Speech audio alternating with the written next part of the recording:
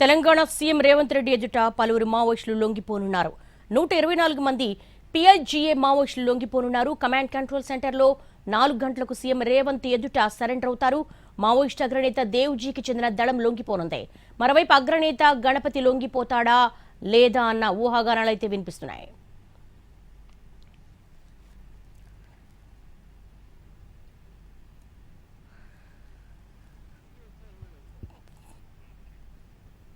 CM సమక్షంలో ఆయుధాలతో సహా లొంగిపోనున్నారు మావోయిస్టులు. 124 మంది పీఎల్జీఏ మావోయిస్టులు లొంగుబాటు జరగబోతోంది. కమాండ్ కంట్రోల్ సెంటర్లో సీఎం రేవంత్ ఎదుట మావోయిస్టులు లొంగిపోనున్నారు. దేవ్జీకి చెందిన పీఎల్జీఏ కమిటీ మొత్తం సరెండర్ అవుతుందని సమాచారం అందుతోంది. సీఎం సమక్షంలో ఆయుధాలతో సహా లొంగిపోబోతున్నారు మావోయిస్టులు. కాసేపట్లో సీఎం రేవంత్ ఎదుట మావోయిస్టు అగ్రనేత గణపతి రాబోతున్నారన్న సమాచారం అయితే వినిపిస్తోంది. తెలంగాణ ముఖ్యమంత్రి రేవంత్ రెడ్డి ఎదుట పలువురు మావోయిస్టులు లొంగిపోనున్నారు. అయితే 124 మంది పీఎల్జీఏ మావోయిస్టులు లొంగిపోబోతున్నారు. కమాండ్ కంట్రోల్ సెంటర్లో 4 గంటలకు సీఎం రేవంత్ ఎదుట సరెండర్ అవుతారు. మావోయిస్టు అగ్రనేత దేవ్జీకి చెందిన దళం లొంగిపోనుంది. మరోవైపు అగ్రనేత గణపతి లొంగిపోతాడా లేదా అన్న అనుమానాలు ఊహాగానాలైతే వినిపిస్తున్నాయి.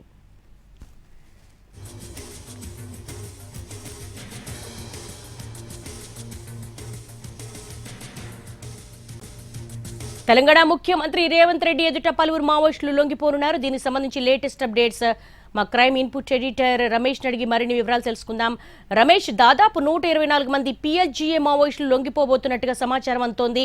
ఇందులో మావోయిస్టు అగ్రనేత గణపతి ఉంటారా లేదా అన్నది కూడా ఒక సస్పెన్స్ కొనసాగుతోంది. ఏంటి మీ దగ్గర ఉన్న ఇన్ఫర్మేషన్?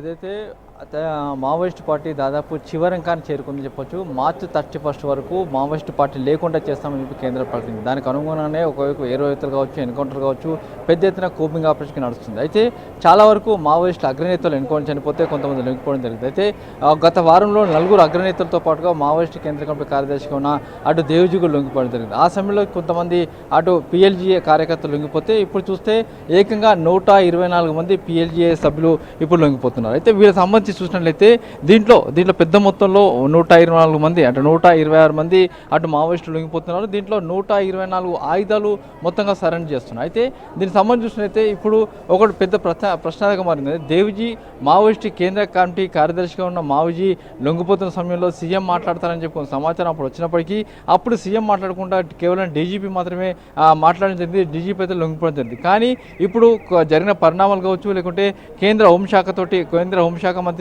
ఆయన అటు అమిత్ షా తోటి ముఖ్యమంత్రితో పాటుగా అటు పోలీసు అధికారులు కూడా భేటీ కావడం, ఆ తర్వాత ఇక్కడికి హైదరాబాద్ వచ్చిన తర్వాత 124 మంది 26 మంది మావోయిస్టులు లొంగిపోతున్నట్టుగా ఒక సమాచారం ఇచ్చారు. అయితే ఒక ముఖ్యమంత్రి స్థాయిలో ఒక మావోయిస్టు సంబంధించిన ప్రెస్ కాన్ఫరెన్స్కి వస్తున్నట్టే కొంత ఏదో మేజర్ అప్డేట్ ఉంటుంది, మేజర్ సమాచారం ఉంటుందని చెప్పి అందరూ ఊహిస్తున్నారు. అయితే మనకు వస్తున్న సమాచారం బట్టి గణపతికి సంబంధించిన ఒక మేజర్ అప్డేట్ రాబోతుందని కూడా మనకు సమాచారం ఉంది. అయితే గణపతి సంబంధించిన అప్డేట్లో గణపతి లొంగిపోతున్నాడా, లేకుంటే గణపతి వీళ్ళ కష్టాలకు వచ్చాడా, లేకుంటే గణపతి సమాచారం ఉందా, లేకుంటే గణపతి సంబంధించిన ఏదైనా ముఖ్యమైన అప్డేట్ ఉందా అన్న విషయాన్ని కూడా అటు ముఖ్యమంత్రి చెప్పబోతున్నగా సమాచారం. ఎందుకంటే అటు ముఖ్యమంత్రి స్వయంగా ప్రెస్ కాన్ఫరెన్స్ పెట్టి 124 మంది మావోయిస్టులు లొంగిపాటుకు సంబంధించిన సమాచారం ఇస్తున్నారు. దానికి సంబంధించి ప్రెస్ కాన్ఫరెన్స్ పెట్టబోతున్నాడు. అంతేకాకుండా అధికారంలోకి వచ్చిన తర్వాత 2 నెలల తర్వాత ఏదైతే సంబంధించి చూసినట్టు దీంట్లో అటు మావోయిస్ట్ సంబంధించి ఒక మేజర్ ఇప్పటికే మావోయిస్టుల చర్చ జరపాలని చెప్పి గతంలోనే అటు ప్రభుత్వం తమ పాలసీగా చెప్పడం జరిగింది. అయితే ఇప్పుడు చూస్తే ఇటు మావోయిస్ట్ సంబంధించి ఎలాంటి సమాచారం అటు ముఖ్యమంత్రి ఇవ్వబోతున్నాడు, ముఖ్యంగా గణపతి సంబంధించిన సమాచారం ఎలాంటిది ఇవ్వబోతున్నాడు, మేజర్ అప్డేట్ ఏమివ్వబోతున్నాడు, అయితే ఆయుధాలతో ఇటు మావోయిస్టు 120 మంది లొంగిపోతున్న సమయంలో ఇచ్చే అప్డేట్ ఏంటి అన్న విషయం కూడా ప్రస్తుతానికి ఒక చర్చనీయాంశంగా మారింది. ఇప్పుడు చూసినట్లయితే అటు 4 గంటలకు దీనికి సంబంధించిన సమావేశం ప్రారంభం కాబోతుంది. ఈ 4 గంటల సమయంలో అటు ముఖ్యమంత్రి ఎలాంటి అప్డేట్ ఇస్తున్నాడు, ఏ విధంగా చెప్పబోతున్నాడు, గణపతి సంబంధించిన సమాచారం ఏ విధంగా ఇవ్వబోతున్నాడు కూడా ఒక చర్చనీయాంశం మారింది. దీనికి సంబంధించి ఒక టెన్షన్ కూడా ఉందని చెప్పొచ్చు. అయితే ఏదైనప్పుడు కూడా దేవ్జీతో పాటు లొంగిపోయినప్పుడు దాదాపు ఒక 60 మంది పీఎల్జీఏ సభ్యులు కూడా లొంగిపోవడం జరిగింది. ఇప్పుడు తాజాగా మరొక 160 మంది కూడా వచ్చడం జరిగింది. మొత్తంగా 126 మంది పీఎల్జీఏ సభ్యులు లొంగిపోతున్నారు. ఈ నేపథ్యంలో ముఖ్యమంత్రి స్వయంగా ప్రెస్ కాన్ఫరెన్స్ పెట్టబోతున్నాడు. కాబట్టి దీంట్లో అసలు ఫర్దర్గా ఏం జరగబోతుంది, ముఖ్యమంత్రి ఏం చెప్పబోతున్నాడో ఇప్పుడు చూడాల్సిన అవసరం ఉంది. దేవి. All right, Ramesh, thanks for the update.